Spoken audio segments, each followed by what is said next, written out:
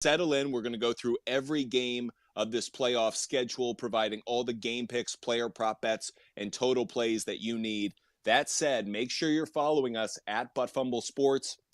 We'll be going live quite frequently, whether it's on TikTok Live, YouTube, Twitter Spaces. We will be all over the place for these NFL playoffs to make sure that you get all the advice you need to cash tickets and take advantage on one of the last weekends of the NFL season. Not too many days left where there's this much action, so you got to take advantage where you can. That said, let's get to the first game, that one being played on Saturday. Like I said earlier, kicking off at 4:30.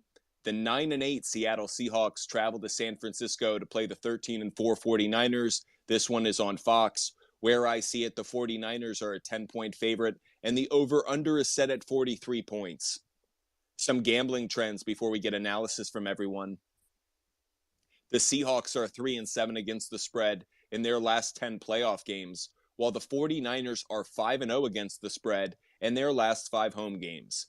The Seahawks are 15-7-1 against the spread in their last 20 meetings with the 49ers, but the 49ers are 5-1 against the spread in their last 6 playoff games, a number of those trends going in favor of the 49ers. As for the total, the under is 4-0 in the Seahawks' last 4 games overall, and the under is 4-0 in the 49ers' last 4 playoff games, while the over is 4-0 in the 49ers' last 4 home games. So a bit of a split on that one. Adam, how do you see this game going, kicking off on Saturday afternoon? So this will be the third time that these two teams meet, obviously division foes. 2 meetings this year, earlier in the year at San Fran. San Fran won 27-7, and most recently, a few weeks ago, San Fran won at Seattle 21-13. In those 2 games, Geno Smith threw for 435 yards, only 1 touchdown and 1 interception, and was sacked 5 times. So San Fran's defense did a good job against him. Kenneth Walker as well. In those 2 meetings, 16 carries for 67 yards, no touchdowns. Metcalf and Lockett also pedestrian-like numbers. So San Fran's defense really locking down that Seattle offense. Seattle did get straight here, though. They've won 2 after losing 3 in a row and did kind of backdoor in the playoffs with a Lions team being the Packers on Sunday night. They did struggle on Sunday against the Rams. They did give up 140 rush yards to Akers and struggled, but did come back to win that football game. Other side of the coin, San Francisco, Brock Purdy obviously has been in for Garoppolo. He's been efficient. He's not asked to make mistakes and let the players around him and the defense do the work. In the one game against Seattle, he had 217 yards, 2 touchdowns, and like I mentioned, was very efficient. McCaffrey in that game against Seattle as well, 26 carries, 108 yards, a touchdown. And Deebo Samuel will be back. In defense, Greenlaw did get dinged up last week with a back injury, so he is questionable. But in this game, you know, and playoffs in general, defense, right? It's all about defense in the playoffs, in my opinion. So San Francisco for sure here has a better defense. I think Seattle, will give them a little bit of a game early, but I think San Francisco can pull away late. Having said that, though, 9.5, 10, that's a big number. So I can look for San Francisco on the money line or even in a teaser and bring them down. San Fran, if you do lay the points, you shouldn't really, be all that scared the last 3 games. San Francisco has scored 38, 37, and 37. So they've definitely been putting the points on the board. So I would leave San Francisco on the money line here, and if I had to do the over, I'd buy the points down like Fumble Sports does and lean towards the over. And one thing, too, just to mention here, Wyatt, as we get to the playoffs, one thing I really like to do, and there's many sites you can look at, is see where the money's going. You can pull up some of these sites like VSiN and Sports Betting Dimes and see where the public is betting on the spread and the over-under and the money line. With a limited amount of games, I think it's a more accurate snapshot of where money is going, whether you fade the public or, be a contrarian type place in the bet. So during the season, there's so many games in a weekend that the money gets spread out. People play so much. But as these games get narrowed down, we have limited games. I really think those numbers of where the money is going is really interesting to watch, whether it's a reverse line movement or, heavy line with the public. So in this game, for example, right now, San Francisco is getting 70% of the money right now in the spread in this game. So public big on them. They're not afraid to lay in the 9.5 on this game. But that's one thing I'll talk about tonight is, where this money is going and how it affects the spread and, what to take a look at to win some bets.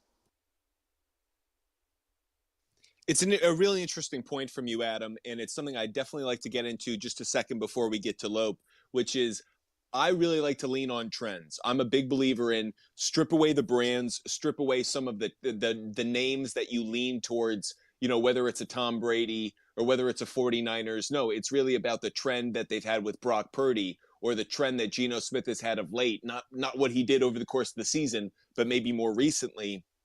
To that point, I feel like sometimes public money, you're chasing, you're trying to play the house versus the public, and that can be its own conundrum. My question to you there is, obviously it would have worked for your national championship game. If you had taken Georgia yesterday, that would have been a winning play. But my question to you is, do you feel confident doing that, go against the public play if the trends don't suggest that? If the trends lean towards where the public is going, do you still kind of duck away from it and go with what Vegas is playing with? Not all the time. And I think that's where we have to kind of watch the numbers because, like I mentioned, reverse line movement, we don't have to get into all that right now. But, that's a good indication where sharp money might be coming in. So if one team is taking a lot of the money, but the spread's going down, that could be the other way of the sharp money coming in, a little bit more money on the backside of it. But you're right, the TCU play. I was on Georgia last night for the simple fact of, this is something else we could talk about later with the Chargers in Dallas is, what did you last see? And what everyone last saw was a TCU team that took it to Michigan that didn't, all intents and purposes have a shot to win that game and won that game, right? So now the line comes out to Georgia, who just barely beat Ohio State, and they're laying double digits. Well, the immediate public is running to the window to cash that, to take the heavy chalk. Well, in my opinion, I looked at the national championship game, and, no offense to Blease, but the national championship game, in my opinion, was Georgia and Ohio State. And TCU kind of like they exerted so much energy. They lost the Big 12 championship game. They went into Michigan. To me, that was their championship. And I didn't see how they were going to get up again against this Georgia team where Georgia's been there before. And I had no problem laying those points last night. Usually I don't like doing that. But, from what I saw, the public was going to run to the window and take the 13 and a half, 14 points. And I just didn't see it that way. So to your point, why there's scenarios where you need to take a look at and not just look at the line and say, hey, 80% of the public's on this side. I'm going to jump on the other side because you can get a lot of trouble that way. But it's really important to watch these numbers throughout the week and see where the money is going, especially with reverse line movement. Now, I'm someone who definitely got burned by that because I had TCU covering. I definitely didn't. One of the things I didn't take into account in that game is you only had a week to prepare for Georgia. You had a month to prepare for Michigan. You only had a week to prepare for Georgia, and you saw how little time and preparation they really had. They got blown out of the water. So interesting to think about. Over the course of the season, it is something I've been more aware of. I mentioned in past shows, there's an account I really like. His name is John Ewing. I believe he works for one of the sports books doing their stats, and he comes up with a lot of the public money, where it comes down, where there's some of their favorite bets. And it is good sometimes to just fade the public. It's nice to be on the side of Vegas and the house at times, especially to your point, as we get into these limited playoff game situations where there are only 6 games on the board. Where is the money going to drain into? I don't know if I want to be on the side of the public. I'm not going to make up a lot of money if it cashes, and I'm going against a house that probably knows something. It knows how to cash its tickets, so maybe it's a good play to make. That said, let's switch over to Lope. Lope, what are your thoughts about this game between the Seahawks and the 49ers? Can Geno Smith pull off the upset in San Francisco? Well, if he's going to, Pete Carroll's going to have to figure out a way for his rush defense to hold up tough against the 49ers rush offense. I don't know how much Shanahan's going to let Brock Purdy throw and move it, but they seem to be doing well against the run, and the Seahawks have not been that great at stopping it. But the last 2 games, the unders hit for both of these, I think Adam talked about. So that's kind of where I think the strong play is. And I, like him, is a little weary with 9.5, especially on a little bit. I know San Francisco was in the playoffs last year and had a run, but with the inexperience of Purdy, I could see maybe a slow start or something. And Seattle's really fighting on house money. No one expected them to be here. No one really expects them to win. So they'll have a bunch of tricks and stuff ready. So I would lean towards 9.5, but I'm really think the under is a strong play here. Yeah, something that's concerning me about this game, if I'm a Seahawks fan, is my team's a little banged up. I had to fight to get in. The 49ers, they've been getting healthier. Deebo Samuel obviously coming back. I think that's going to obviously make a significant difference. Christian McCaffrey, I expect him to have a good game. The things the Seahawks don't do well, too, those are the very things the 49ers do well. Seahawks are bad against the run. Obviously, Christian McCaffrey is one of the best running backs in the league in a pro running back system. Seahawks are terrible against tight ends. Surprise, surprise, George Kittle is turning in one of the great tight end second halves of the year. Since Brock Purdy came in, George Kittle has absolutely been dynamic. One stat that I keep my eye on, the last time these two teams played a few weeks ago in December, George Kittle, 5 targets, 4 receptions, 93 receiving yards, including 2 touchdowns. I wouldn't be surprised if he got an anytime touchdown. That's a player prop bet that I'll probably have my eye on depending on what the money is. And again, with all my player prop bets for this upcoming weekend, they'll probably be parlayed with the team I think is going to win, because if that player is going to get a touchdown, the likelihood that his team's going to win goes up significantly. But I just like Christian McCaffrey and George Kittle doing damage against the bad Seahawks defense. Do I really think Geno Smith can do enough through the air and Kenneth Walker on the ground? Certainly not Walker on the ground. The 49ers are a good run defense. And Geno, I think the story has kind of played itself out to what is a happy ending. They made the playoffs. They surprised everyone, to Lope's point. I don't have them going much farther. So for this one, I do like San Francisco on the money line. That's a very obvious pick, though. To Adam's point, there's a part of me that wants to take Seahawks on a cover, just to pardon my butt fumble sports, but to cover my rear. I want to make sure that I might have a little bit of money. I might buy that up just so, and it won't be more than a unit or a unit and a half. I wouldn't do too much on it, but there's a part of me that's like, I'm going to probably parlay the 49ers on the money line into a number of different tickets. So to make sure that I just have a little bit of hedge in there, I'll probably take Seahawks on a cover play. I do really like the under for some reason in this game. And part of the reason is because of the trends. Under 4-0 in the Seahawks' last 4 games overall. Under is 4-0 in the 49ers' last 4 playoff games. I know that the over has been a popular play at home lately for them, but do I think Brock Purdy will put up that many yards and points at home? Kind of conflicted about it. I'm going to lean closer towards the under on it. Again, this is to Adam's point. I'll see where public money comes down. If the price drives up, I'll take the under. If the price dips, I'll take the over. So definitely watching the public and seeing how it goes. Adam, what you got for me? Yeah, real quick on this game, too. 53 degrees and rain. Not much wind, but they are expected rain for this game. Well, I certainly like that as I start to tease my thoughts on the under. If there's going to be rain, I don't think it necessarily impacts the ability for the 49ers to cover, or, if you like that. Again, maybe it does. Maybe it helps the Seahawks cover. I don't know. But I don't think it's going to impact the upset probability, I should say. I like the 49ers on the money line no matter what. But I think that under might be a good play. The next game we're going to get into is the Saturday night game kicking off at 8:15. The Chargers face the Jacksonville Jaguars. The Chargers coming off a controversial controversial loss rather to the Denver Broncos, as Mike Williams and Joey Bosa both were on the field and got hurt. Supposedly they will play in this game, but a lot of people, including myself, kind of gave Brandon Staley a lashing because I don't understand what he was thinking in a Week 18. Some people tried to defend it and said there's a greater probability that you win in the playoffs if you play your starters in Week 18. I don't know how that's possible if you have one of your best wide receivers limping down the field running his routes. This game, though, getting back to this Chargers-Jaguars matchup, will be on NBC. Right now, the Chargers are a 1-point favorite. The over-under is set at 47.5 points. Some gambling trends before we get analysis from everyone. The Chargers are 4-0-1 against the spread in their last 5 games overall, while the Jaguars are 4-1 against the spread in their last 5 games overall. While the Chargers are 5-0 against the spread in their last 5 meetings against the Jaguars in Jacksonville. The favorite is 8-3 against the spread in the last 11 meetings between the two teams. As for total plays, the over is 6-1 in the last 7 meetings between the two teams, and the under is 5-1 in the Chargers' last 6 games overall, while the under is also 11-3 in the Jaguars' last 14 home games. Adam, I know I threw a lot of trends at you right there. What are your thoughts on this one in what should be a great young quarterback matchup between Justin Herbert and Trevor Lawrence?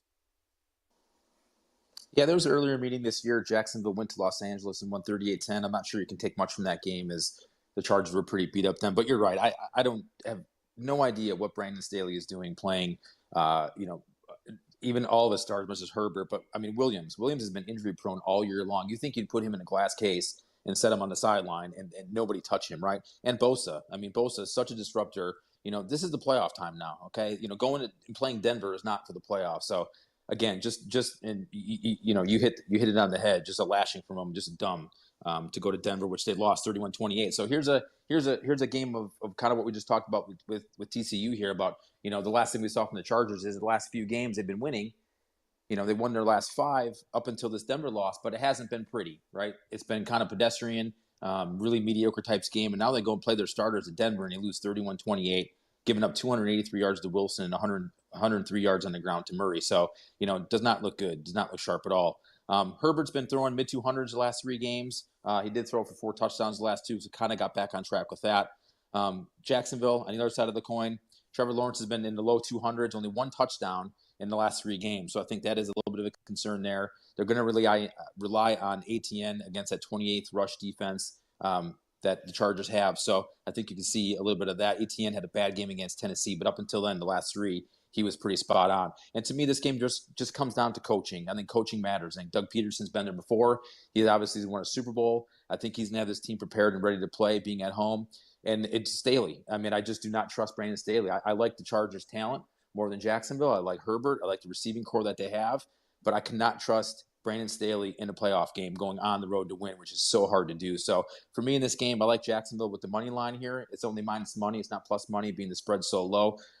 This is a case where the public right now is backing the Chargers at 68% of the line. So I'm really curious to see where that goes, as the week goes on. But I like Jacksonville in this spot. As far as the over-under, that 47.5, 48 is a little bit high for me. I could see this game buying up a point or 2 and going under, but I really don't care for that one too much. But I definitely do like Jacksonville at home on the money line, basically for the coaching. I just do not trust Brandon Staley in the playoffs. Lope, what are your thoughts on this game between the Chargers and Jaguars? I'm going to go in a different direction. I cannot defend Brandon Staley on some of the stuff he does, some of the 4th downs he goes for, some of the things. But I know it's a must win, and Sean Payton's licking his chops if they lose this. So I think that with that said, the Chargers, as you pointed out, have maybe a coaching disadvantage, but they have a talent advantage. I think the biggest strength is this is a really good Chargers pass offense and a not so hot Jaguars pass defense. So I look for Herbert to have a big game. So I am going to favor the over a little, and I'll take the Chargers. I think that Herbert's a little further along than where Lawrence is, and though it is in Jacksonville, it's not too daunting of a test. And the Chargers play decent enough on the road, so I'm gonna go with the Chargers here. It's interesting. I've kind of got a 7-10 split between Adam and Lope here. I'm going with the Chargers to cover. I like them on the money line and on the cover, but I like the under. A few notes I'd like to throw at you. The Chargers are 7-2 against the spread on the road this season, and that trend really stood out to me that I mentioned earlier, that the Chargers are 5-0 against the spread in their last 5 meetings in Jacksonville against the Jaguars, and that the favorite is 8-3 against the spread in the last 11 meetings between the two teams. Those trends really stood out for me. Justin Herbert has more passing touchdowns, more passing yards, and fewer interceptions on the road this season than he does at home. On the other side, Trevor Lawrence has been worse at home this season than he has been on the road. Something tells me that the Jaguars are the more talented team. If at the beginning of the season you told me these two teams would be playing each other, I would, on one hand, wouldn't be surprised, actually. I thought the Jaguars were going to be a kind of surprise story, and I thought the Chargers were potentially an AFC championship contender. I'm going to lean towards what I thought then, what I've seen throughout the season, and what I think now, which is the Chargers are the better team. The Jaguars may be hot, but I'm going to lean just slightly towards the Chargers on this one. So again, Chargers on the money line, Chargers to cover because it's a -1 spread. And I'm going to lean slightly towards the under just because, again, the trends go in that direction. As much as I think these two quarterbacks will show out a little bit, I think they will have some jitters, some mistakes, some turnovers, which may cost points that ultimately keeps the total from going over that number. So I'm going to lean towards the under. Appreciate all of you joining us. Make sure you follow us at Butt Fumble Sports on TikTok, Instagram, and YouTube, and at Sports Fumble on Twitter. If you want to engage with us, make sure you reach out. We're definitely here to join, let you join the conversation. Would love to hear your takes on any of these games throughout the week. So make sure you reach out to us at Butt Fumble Sports on TikTok, Instagram, and Twitter. And of course, check out our website, buttfumblesports.com, whether it's blog posts, whether it's game picks, or of course, getting some of the Butt Fumble Sports merchandise that we have now, shirts, hoodies, sweatshirts, hats, everything that you need to support Butt Fumble Sports and to be a loyal buddy. There's a lot of opportunities now. And I will mention one more thing before we get to our next game. Sign up on the Butt Fumble Sports website for the free newsletter. You'll get all of my game picks in one consolidated newsletter, as well as my game notes, trends, things that help me make my picks. I hope that it informs you whether you go with them or not. It'll hopefully inform you on how to make your plays for NFL playoff weekend, wild card weekend.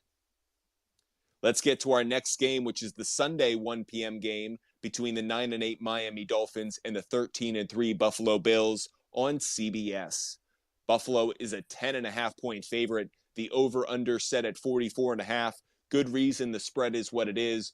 No word on Tua Tagovailoa making any progress or seeing the field. He has still not been cleared from concussion protocol. I haven't heard any word on Teddy Bridgewater. Hopefully our resident Dolphins fan, Lope, will have an update on that. But from what I have heard, Skylar Thompson's going to be the quarterback, unless something, again, that Lope has will let us get us some more insight. But it sounds like it's going to be Skylar Thompson in a daunting situation with the South Beach Miami Dolphins going up to Buffalo.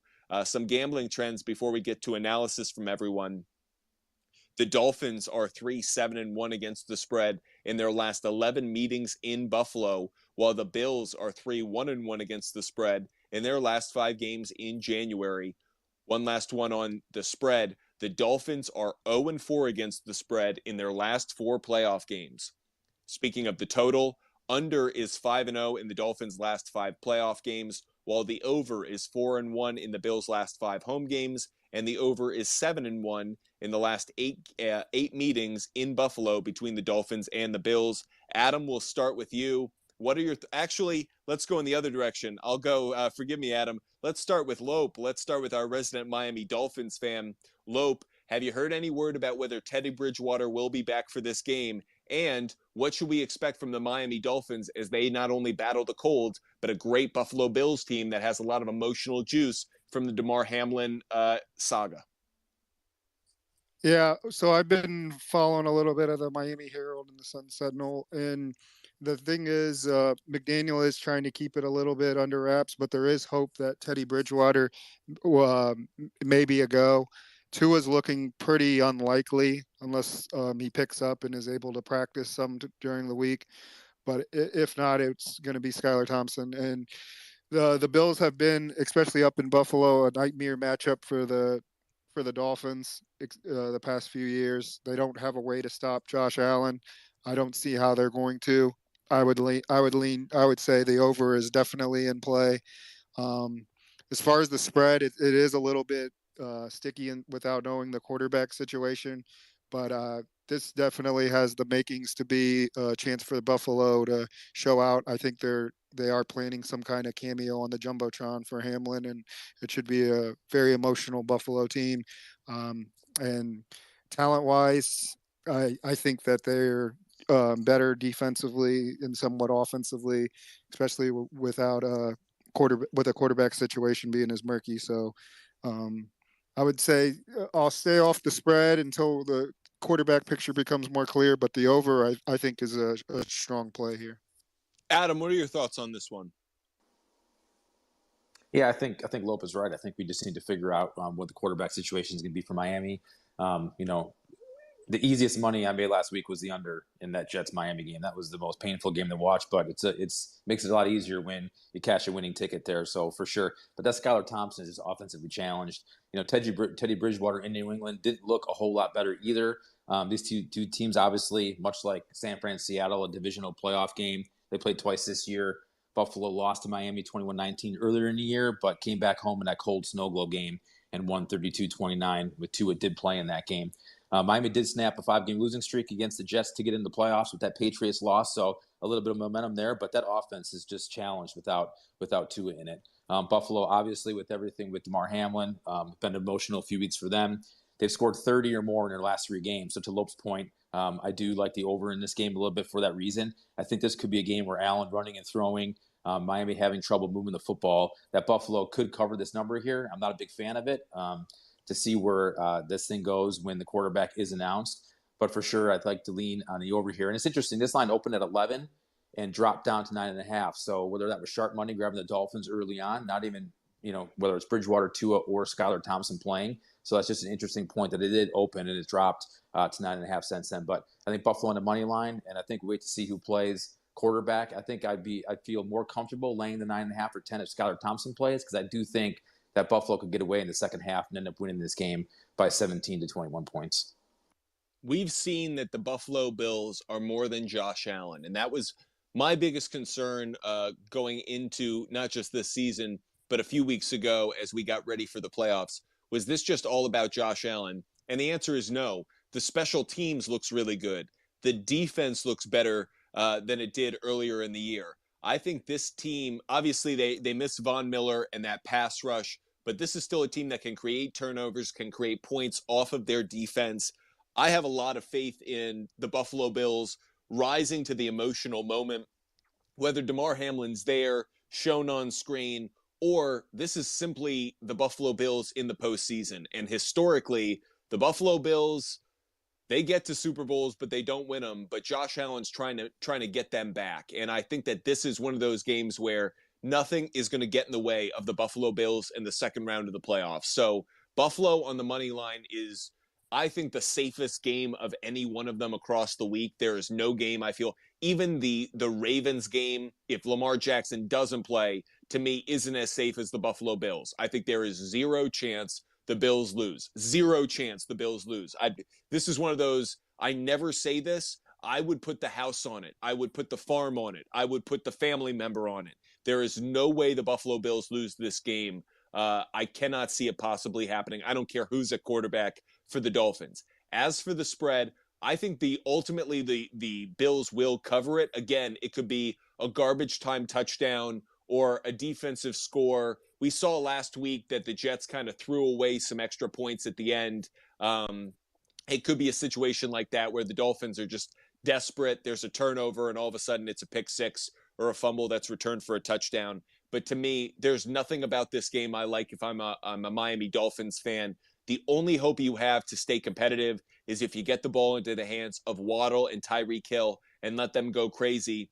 But the Bills already saw that. I feel like the Bills are really going to be prepared for this one because they already saw what the Miami Dolphins can do against them. And that was with Tua in tough weather conditions. I'm not expecting that to be the case with, no Tua this time. So for every reason possible, I like Buffalo. I'll probably end up taking Buffalo to cover. While I haven't done it yet, it's certainly a consideration. I am considering probably will put money down on the over. I haven't done it yet, but something tells me this game is going to be like the college football national championship on Monday, which is one team could maybe cover the total all on its own. I think Buffalo is going to score above 30 points, and I could see them getting 40. I think this is going to be a drubbing. So I'm sorry, Elope, but I think Miami is going to be having an off season sooner than anybody will think, because I think within maybe even the first quarter, second quarter, this game could be out of reach. That's how much of a blowout I think. That said, if the Dolphins are going to make a competitive effort out of this, you have to turn Josh Allen over. That is the essential part of this. You have to get to him. You have to turn him over. That's going to be the big question if they're able to stay in this at all.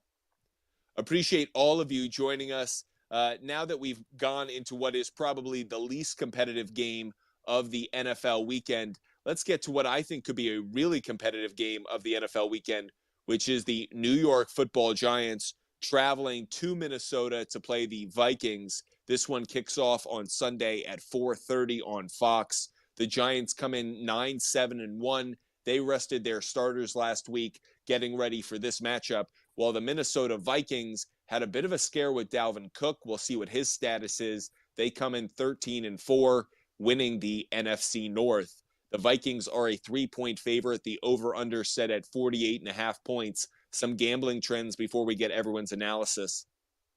The Giants are 9-1 against the spread in their last 10 playoff road games, while the road team is 9-4 against the spread in the last 13 meetings between the two teams. And the Vikings are 1-4 against the spread in their last 5 games overall. One last note on the spread. The favorite is 6-1 against the spread in the last 7 meetings between the two teams. As for the total, the over is 5-0-1 in the Giants' last 6 games on field turf, and the over is 6-1 in the Vikings' last 7 games overall.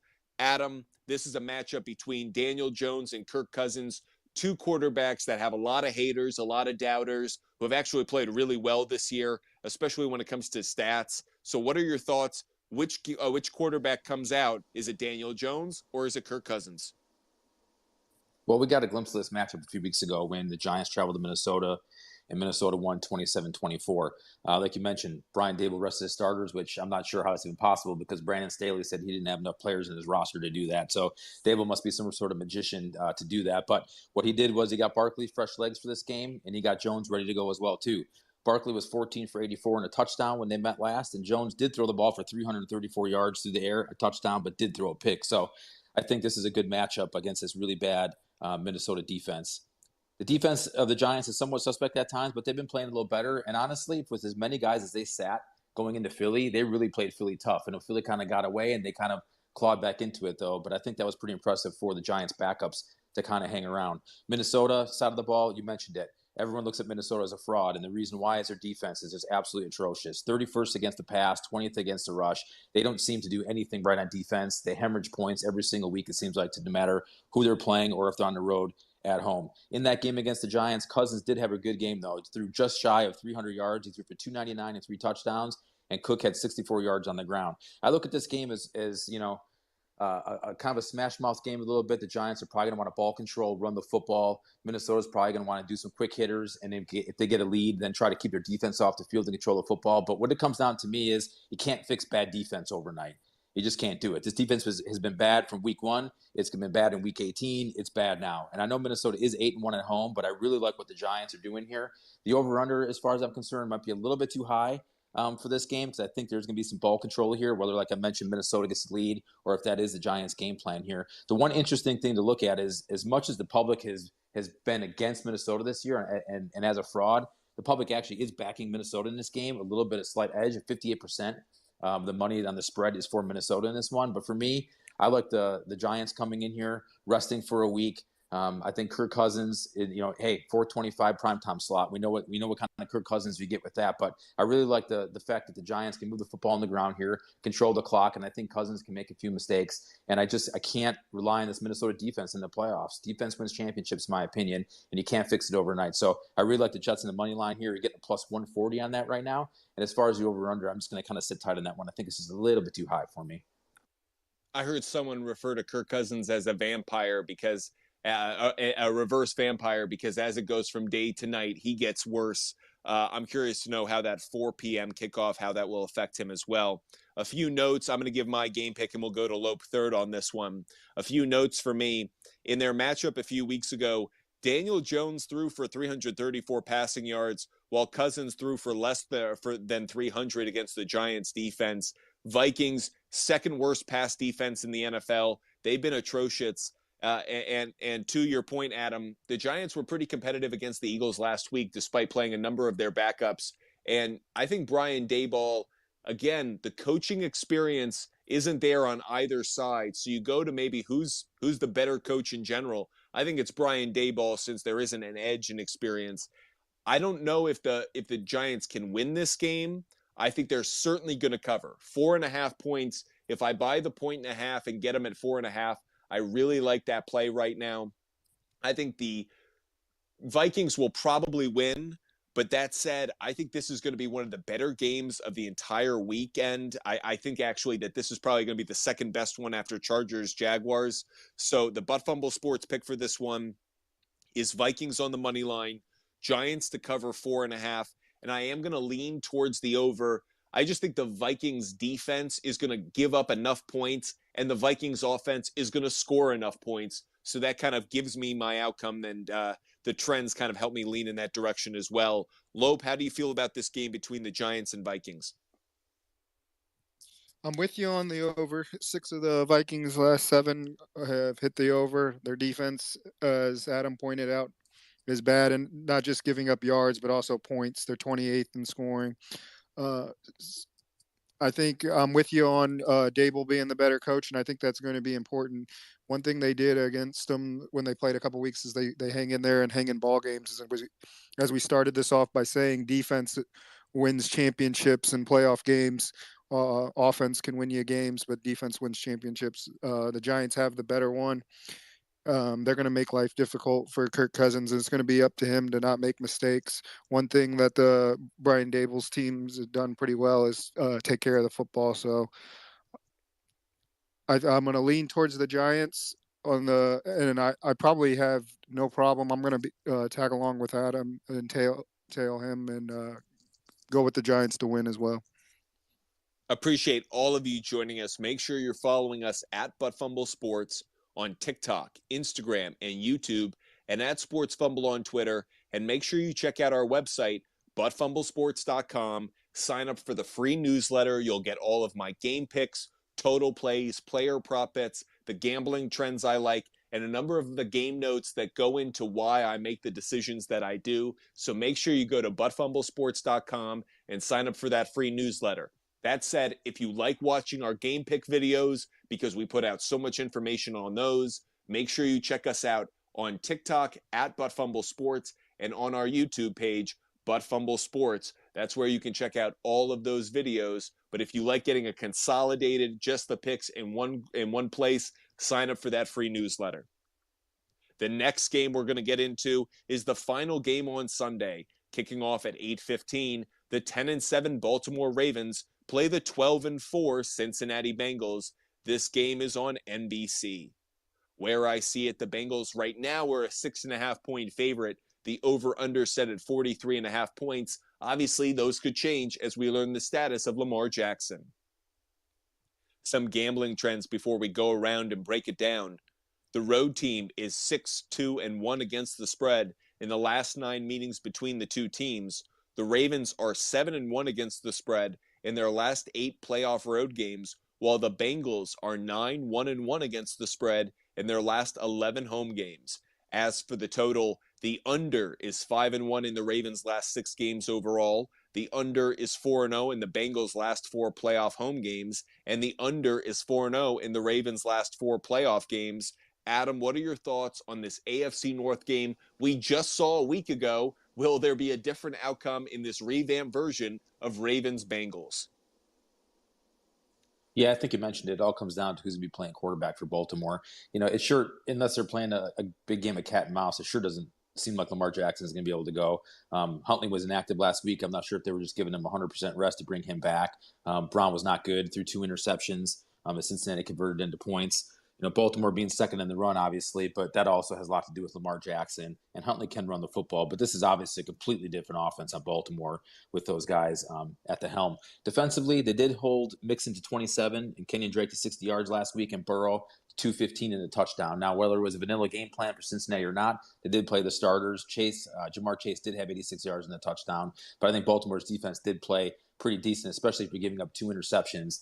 For that game to be 27-16 actually was pretty impressive. So I don't know if that's a good way, a good way to look at this game for Baltimore or a bad way to look at it for Cincinnati. Baltimore's just been a roller coaster all year. They've been up and down. They've had injuries. The Lamar Jackson cloud's been hanging over them all year long. Cincinnati's now 1-8. They're at home. This number -7. I can very easily see Cincinnati covering this number. I just like the way Baltimore's defense played this last week. But ultimately, for me, this game, to make a play in this game is going to come back down to the quarterback who's playing for Baltimore and if you can lay these points or not. This is the biggest money public backing on the board with 86% of the money on the spread for Cincinnati, and the money line is 94% of the money is on Cincinnati. So obviously this is the biggest game on the board for Cincinnati to cover, even more than Buffalo. I guess my question, Wyatt, for you would be, let's say this is a -7 and they say Lamar Jackson isn't playing. I'm guessing this line is set for Lamar Jackson not to play. How many points is Lamar Jackson worth if he does play? Does this drop to a 5.5 or a 4.5? Well, not just that. Do I think it's worth 2.5 points in his favor or 3 points in his favor? Absolutely. But to me, because what you're really saying is he's good for at least one drive to get you closer. One drive to get you one score closer. But I'll even pick up kind of where you're passing the baton, which is whether it's Lamar Jackson or Tyler Huntley, who's going to be quarterbacking the Ravens. This is a trap game for me. This is one of the games of this wild card weekend in which I think Vegas is setting everyone up to take the Bengals. These two teams just saw each other. The Bengals played a number of their stars. Well, obviously the Ravens are in the situation they're in. So I'm curious to know how this game will play out. There's a part of me that likes the Ravens to cover this game because they're going to play it really dirty. And what I mean by that isn't necessarily dirty, ugly play, just roughing it up, grinding it out on the ground, being aggressive on defense, being very physical on defense, trying to attack some of these receivers at the line of scrimmage, just get it really choppy. I wouldn't be surprised if there are a lot of flags in this game. So for a lot of reasons, I think this game could be a lot closer than people think. And I think Vegas and that public money statistic that you just provided, I think all of this is setting it up as one giant trap game. It has me a bit concerned. I won't get to my pick just yet. I'll wait. I'll let Lope go next. Lope, what are your thoughts on this game between the Ravens and the Bengals? Well, yeah, these AFC North games are always kind of seem like hard hitting and kind of mucky. So the under is the play I'm looking at. But I just with Lamar Jackson out for so long, and even if he does come back, to get back into rhythm, how much he's going to run around. I feel like there might be some kind of rift. The news is that Roquan Smith came out and that he was representing himself and he got paid. So I don't trust the Ravens right now. There seems to be maybe some internal things going. Meanwhile, the Bengals are red hot. They made this run last year, and I think they're doing everything they can to get to the next round. So I think the Bengals is a safe money line play.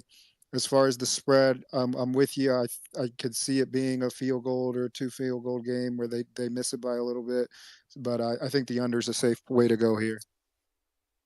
And kickers may be a big factor in this one. Justin Tucker, he is maybe the greatest kicker in history. We have seen him not as productive this year, but still in a playoff game, you have to feel very confident about him. While McPherson, he was the darling of the playoffs last year.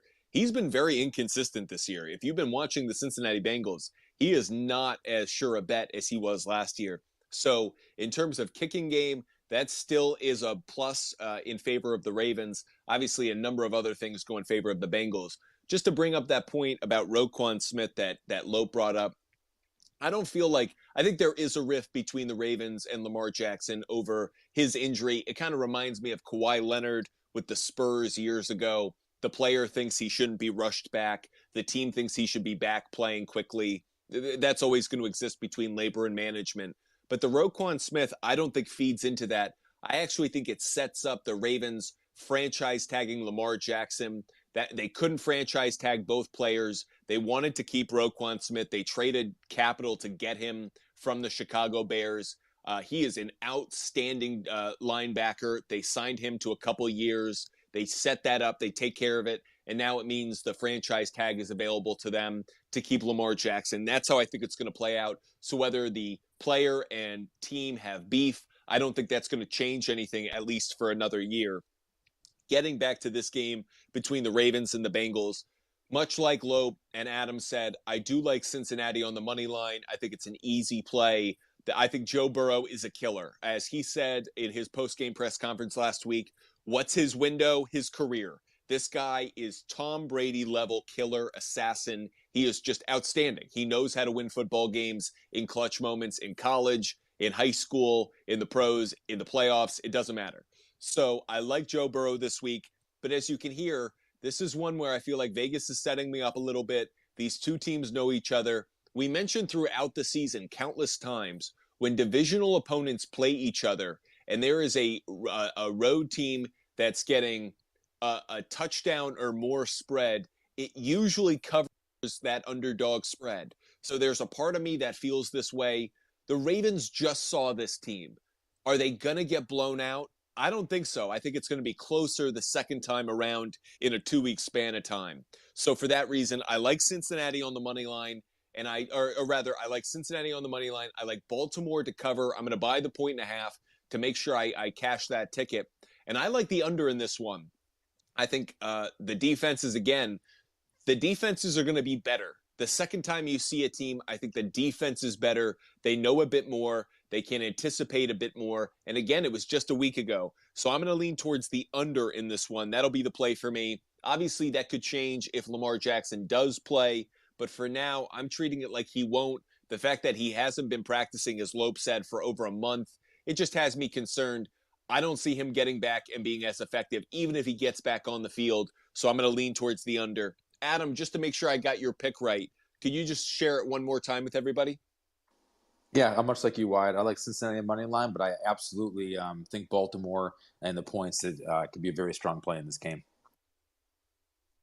Appreciate all of you joining us. Make sure you're following us at Butt Fumble Sports on TikTok, Instagram, and YouTube, and at Sports Fumble on Twitter. And make sure you check out our website, buttfumblesports.com, where you can sign up for a free newsletter that provides all of my game picks in one consolidated place, including the gambling trends and game notes that go into those picks, whether it's the game pick, total play, or player prop bet. It's everything you need to cash your tickets if you're at least trailing me on an NFL weekend. The last game that we have for this wild card weekend is definitely the sports media doozy wet dream game of the weekend, as the Dallas Cowboys, America's team, 12-5, face Captain America, 8-9, Tampa Bay, Tom Brady, and the Buccaneers. This will be on ABC and ESPN. They're going to be doing their multicast, Peyton Manning on one, and Joe Buck and Troy Aikman on the other. Where I see it, the Cowboys are a 2.5-point favorite. That's come down just slightly. It opened at 3, but people with a less faith on the Cowboys from what they saw last week. And I have a good note on Tom Brady, but we'll get to that in just a second. The total in this game is 45.5 points. Some gambling trends. The underdog is 5-1 against the spread in the last 6 meetings between the two teams. The road team is 4-0 against the spread in the last 4 meetings between the Cowboys and Bucks. The Cowboys are 1-4-1 against the spread in their last 6 road games. And the Buccaneers are 3-12-1 against the spread in their last 16 games overall. As for the total, the under is 6-1 in the last 7 meetings. The over is 5-2 in the Cowboys' last 7 games overall, and the under is 4-1 in the Buccaneers' last 5 playoff games. That said, the interesting note that I had, Tom Brady has never lost in his career to the Dallas Cowboys. He is 7-0 in his career against the Dallas Cowboys. If he were to win this game, he'd obviously cover the spread. That might impact your betting thoughts. Adam, what are your thoughts on this game between the Cowboys and Tom Brady? Is this one, the last game we ever see Tom Brady play? And obviously, if so, it means Tom Brady's suffering the loss. Is that how it's going to play out on Sunday? Or Monday, I should say. So these teams met the very first game of the year. Tampa went to Dallas and won 19-3. Not much you can really take away from that game. But, how does Dallas come off of this game at Washington? McCarthy played his starters the entire game to win, and rookie Sam Howell beat him, right? Even though it was on the road, Washington handled every facet of that game. This is a scenario like the Chargers. They played all their starters, and they couldn't beat a pretty pathetic Denver team. So how does Dallas respond to that? Dak Prescott, he makes me nervous. Just makes me nervous in this game. Makes me nervous in any game, especially a playoff game on the road. His last 5 games, he's thrown 8 interceptions, and 11 of 12 games he's played this year, he's thrown an interception. That is just absolutely atrocious. As far as the running game as Dallas is going right now, the last 3 have been absolutely terrible. If you combine Ezekiel and Pollard together, the last 3 games, they've only combined for 215 yards and 2 touchdowns. That's not very good, right? That's way off production of what they've had earlier in the season. And the defense obviously can be suspect. We've seen that this year. They played really well at times, but they can be very middle of the road at times. Other side of the coin, not much different with Brady. This offense has struggled most of the year. They're finally got right against Carolina, where he threw for 432 and 3 touchdowns, but it hasn't, it's kind of been un-Brady-like this year. I think it has something to do with his offensive line. The offensive line needs to play well for Brady to get the ball out quick. And the running game, same thing as I mentioned with Dallas. The running game for Tampa has been kind of non-existent lately. I'm just split right down the middle in this game. I don't trust Dak.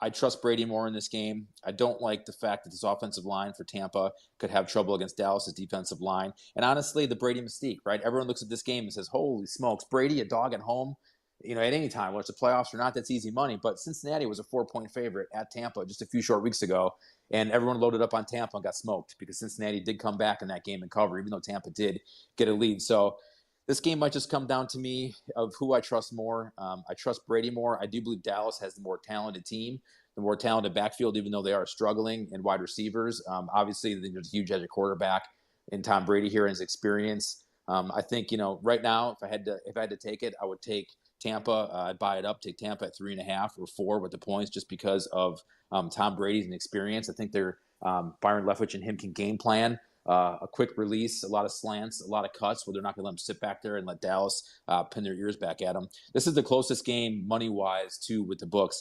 A slight edge. 55% of the public is on Tampa in this game, so very slight edge. So that's probably why they came down from 3 to 2.5. So I'm undecided in this one. I'm probably going to wait till late in the week and see where this money goes and where the line goes, and if I can get more plus money on Tampa with the money line here. As far as the over-under 45.5, I actually like the under in this game because I think no matter which way it's going to go, I think this is going to be kind of a slog-it-out game. The only thing that does concern me, the heat warning, is, like I mentioned, Dak's interceptions. This game can be sitting around 34, 37 as a total, and then our boy can throw a pick there, and then that can change everything. So for me, I'm going to wait till later in the week and see where this money flows, but it is hard to bet against Brady at home, especially in the playoffs with all he's accomplished for sure.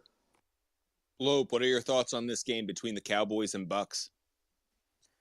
I'm kind of with Adam. I'm a little split, and it does feel kind of like too easy or too good to be true with Brady getting points at home and the Cowboys looking as bad as they did this past week.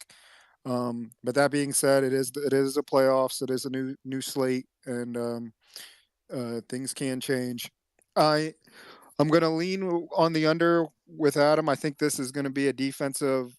It's going to be field position, play smart, play the game right, and both teams are going to have to take care of the ball. But I'm going to lean slight towards Tampa.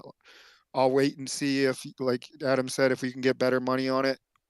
But I think Tom Brady and the Buccaneers, just on experience, just on coaching, just on situational play, will find a way to beat Dallas. And we talked about it before, defense and coaching, and Mike McCarthy and this Dallas defense is just something also that I don't trust. And I'm not too keen on Dak Prescott being able to lead them past championship caliber Tampa Bay team. This game to me is all about Micah Parsons against a offensive line of the Buccaneers that is not good, that is vulnerable. Can Brady, to Adam's point, get the ball out quick enough? Can he get his wide receivers involved enough? And I actually think, to the earlier point, the loss that the Cowboys had to the Commanders, I actually think was the best thing that could have happened to them. Because if they had won that game, the Cowboys would have been the Cowboys. They would have strutted into the playoffs with no reason to feel that way. They would not have earned that strut or that cockiness, but they would have had it anyways because they're the Cowboys. They have a star on their helmet, so automatically we should somehow think that they're cooler, better, stronger, faster, and they're not. But I think they got humbled in Washington to the point that Adam made against a third-string quarterback when you played your starters. I think the Cowboys are on notice, and I think they're on notice at the perfect time when the playoffs start. Not a few weeks before, not, halfway through a game. They're on notice right now. I think they're going to go into Tampa Bay, and I think they will win. Now, I know I don't feel good about that, even as I say it, because I am saying Tom Brady's going to lose a playoff game, and I'm saying the Cowboys are going to win a playoff game. That doesn't sound right. I don't feel good about it. And one of the reasons I don't feel good about it is the stat I gave, Tom Brady's history against the Cowboys. For that reason, I will put down money on Tampa Bay to cover. I'm going to buy the 1.5. I'm going to get Tampa Bay +4, but I will take Dallas on the money line. Why? They're the better team. Tom Brady looks old. He looks like this should be his last season, and the Buccaneers' offensive line is not good. The only thing in my mind that allows the Buccaneers to win this game is the Cowboys secondary is such a mess that Tom Brady's going to attack it like he did with Mike Evans against the Panthers. And on the other side, Dak Prescott throws a pick six to Adams' point, which is very possible. Dak Prescott has been an interception machine of late. So I don't feel good about this game for the very reason that Adam mentioned, that the public in general doesn't, because this is a game in which my heart, my head, and the trends tell me all three different things. So I am going to go with Dallas on the money line. I will take Tampa Bay +4 after I buy a 1.5.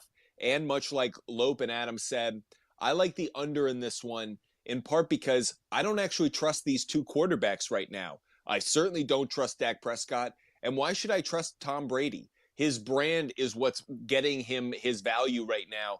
But really, if you look at his stats, especially over the second half of the season, he just wasn't that good. So for a number of reasons, I like the under in this one. That's where my head's at. I don't feel great about this game. I'm definitely going to keep a close eye on it as we get closer to kickoff to see where the public drives it, to see if there's any big-time bets that come down. Even sometimes you hear about that, and it's almost like, man, you get a feeling about something. That could be that kind of game. But for now, I'm going to leave the recency bias out the window, and I'll take the Dallas Cowboys as the better team, thinking they'll win on the money line. One more time, the Butt Fumble Sports pick is Dallas on the money line, Tampa Bay +4, and the under after I buy the points. Appreciate all of you guys joining us for this early week betting lines preview for NFL Wildcard Weekend. Make sure you're following us at Butt Fumble Sports on TikTok, Instagram, and YouTube. If you want to check out our game pick videos, check out our YouTube account, Butt Fumble Sports, or our TikTok account at Butt Fumble Sports. And of course, go to our website, buttfumblesports.com. You can sign up for our free newsletter. You get all of my picks in that newsletter in one consolidated place with the gambling trends, notes, everything that goes into my picks. So whether you agree or not, you can see what they are and then make your own determination. I want to give a special shout out to our contributors tonight. Spotter AJ, that would be Adam. Make sure you give him a follow. That's at Adam. One more time, his Twitter handle, Spotter AJ, SPOTTER AJ. He does an outstanding job, as you can hear, putting our picks together, giving a lot of great analysis and takes. Make sure you're following him. I love to see his tweets, so I'd love for him to tweet out some of his takes as we get closer to kickoff, and that way we know how he's feeling about moneyline movement. Also, you want to follow Lope. That's at JLopedawg, at JLOPEDAWG. Lope does an outstanding job. Even though he's a Miami Dolphins fan, despite that, he still does a great job with his picks and that analysis. Unfortunately for him, I think fish is on the menu up in Buffalo this weekend. So Lope, I hope you have a good weekend with your bets, because I don't think it'll be a good weekend for your football team. Also want to give a big shout out to Bleece. You want to check him out, Bleece NFT, at BLEACE NFT. Bleece does an outstanding job and is one of the most creative people you can come across, whether it's books, audiobooks, poetry, the content he creates, and does a great job in our metaverse studio, helping us out, giving us all this great analysis, or allowing us to broadcast all this great analysis, and also contributing some as well. We didn't hear from him tonight, but he does a great job with that as well. Bleece, we certainly appreciate you. Thank you all for joining us. And if you want to engage with us, make sure you reach out at Butt Fumble Sports on TikTok, Instagram, and YouTube, and at Sports Fumble on Twitter. We're going to be doing live shows throughout the week, answering all of your questions, whether it's game picks, total plays, player prop bets, everything you need, including now, we will be going to TikTok Live. So make sure you follow us. Make sure you subscribe. That way you know every time we go live. I appreciate all of you joining us. Good luck and have a great week. Hope you have